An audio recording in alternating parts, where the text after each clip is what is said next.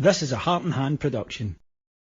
Invite you to the management team. Can you just talk through as your management team now? Are you happy with it? How's the dynamic going to work? Yeah, really happy. I think a lot of challenge, a lot of honesty, a lot of skills with the people we've brought in, different skill sets. So Big Mike's going to primarily focus on set pieces and the transition side of the game and really focus on that and nail that down. He's someone who I know and trust for a very, very long time, but also very good. He's been a manager, so he understands, albeit at a different level, but I think once you've been a manager, you have an understanding of what it takes.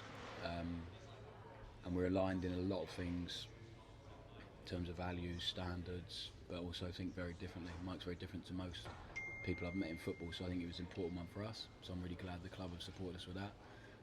And Sal's just comes with a fantastic reputation. Every goalkeeper he's worked with, I spoke to a lot actually, and a lot of people, staff members he'd worked with. And in football, it's hard to get everyone to say you're a good person and good at your job, but everyone did about him. So I've been delighted with what I've seen from Sal already. In terms of the goalkeepers, Jack was obviously the number one last year, had a dip in form and lost his place in the team at Liam. I mean, how do you assess Jack and that battle for that number one? Yeah, I don't believe in a number one and two thing. I think you need to have two good goalkeepers, ideally three at a club like this. So I think it's the same as any position. We'll keep assessing what they can do, what they can't do. We have two good goalkeepers, we're fortunate with that. But if there's someone that is desperate to play here and we think can help us, it's the same at any position.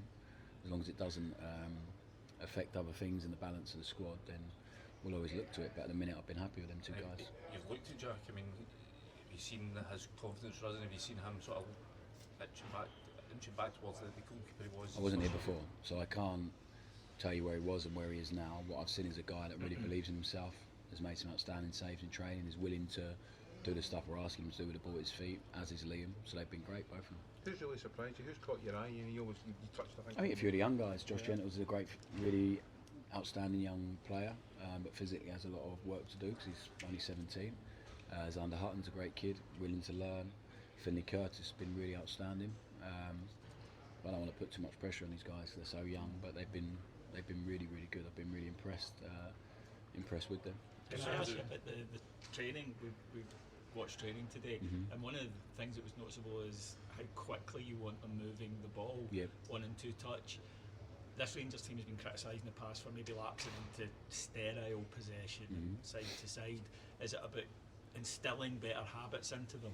I think it's all about habits. So I think the first couple of weeks have all been about instilling some good habits and some principles that are going to be, whatever formation we play, they're going to be so important, always important. Whether it's the first minute, the last minute, we're at home, away, Europe, the league. So I think it's been about trying to instill some good habits and make sure that does become habit for us. And I think when you need a plan with the ball and everything needs to have a why, and the lads are really understanding that purpose, and there'll be times for us to play really quickly and really aggressively, there'll be times for us to be patient but never slow.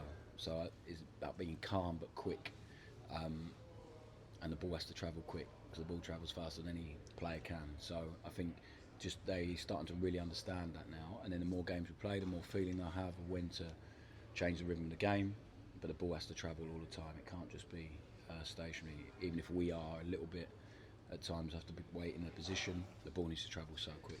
How would you in this section, guys? How important is that also that players understand why? Because there'll be times when it's difficult. You referenced that even in the pre-season game. Is it fundamental that they understand the whys, not just the methods? And all always. So I think if we can to convince someone, they have to understand why they're doing it and what the benefit is to them individually, in their unit, as a group, as a team. Like myself included, if I try and explain something, the players are not happy with it and they find a better solution, and as long as they explain to me why it's better for them, then we can always come to a good conclusion. So at the minute it's a monologue. At the minute I'm talking a lot to them, us as staff are talking a lot at them and to them with detail, and eventually it becomes a big dialogue, and I think that'll be really important. But right now they just have to understand this is why we're doing it. Hopefully we give them that clarity, and then after that we'll find some more solutions together.